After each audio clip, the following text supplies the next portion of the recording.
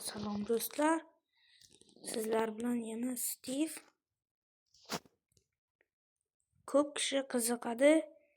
Mana shunday dengiz yuragini qo'yadi, ammo hech narsa bilmaydi. Shuni o'rgataman hozir men sizlarga. Hozir verstak kerak bo'ladi yasashga.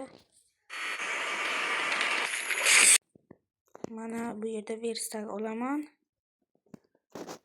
Verstak qayerda bo'lardi?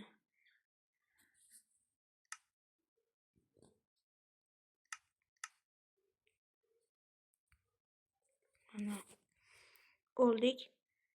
Verstakda endi mana bu narsa sizga kerak emasdek tuyuladi. Shuni verstakga qo'yamiz.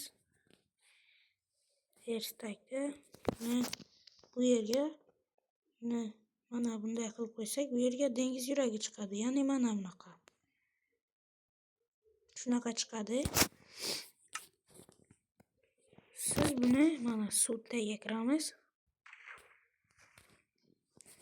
Shunchaki qo'ydingiz, bu ochilmadi.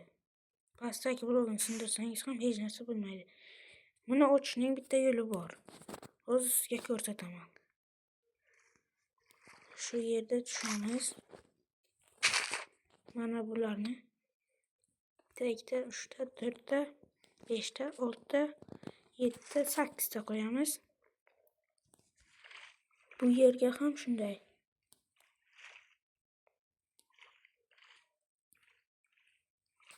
Teng o'rtasidan 8 ta qo'yamiz.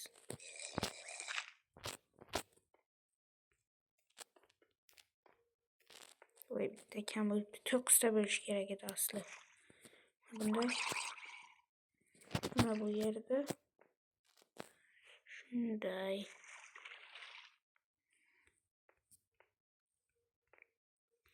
Mana shunday qilgandan keyin burchaklarida 5 ta ko'taramiz. Mana.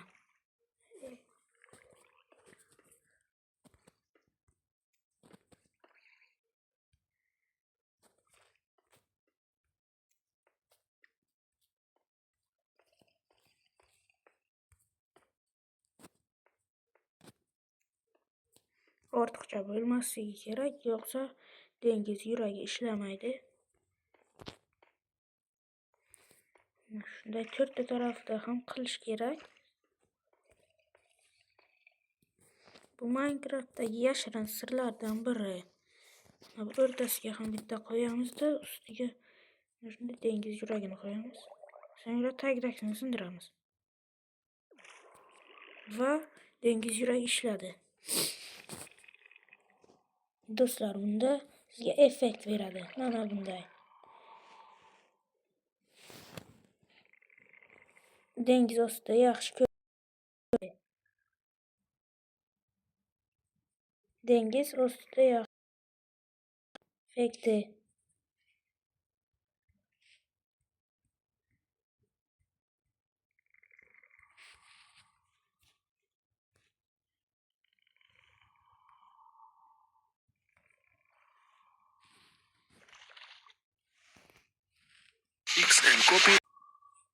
Bu ko'p kishiga qiziq.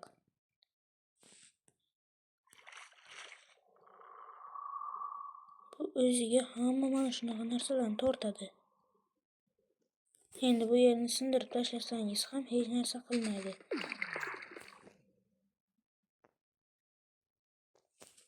Dengiz yuragiga tegib ketdimi? Hozir buni qaytadan yoqamiz.